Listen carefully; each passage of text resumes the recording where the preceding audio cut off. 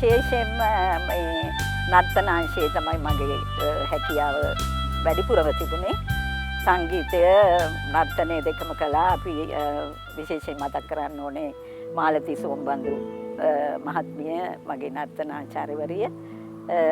Primary section එකේදී Mrs සල්විස්. ඒ වගේම mister රන්වල යටතේ තමයි අපි සංගීතය හැදෑරුවේ.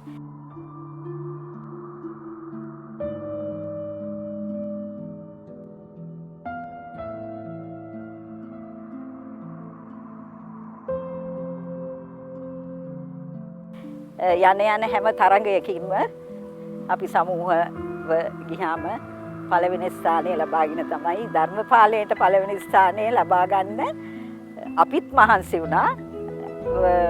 අපේ ටීචර්ස්ත් මහන්සි වුණා අපි වෙනුවෙන්.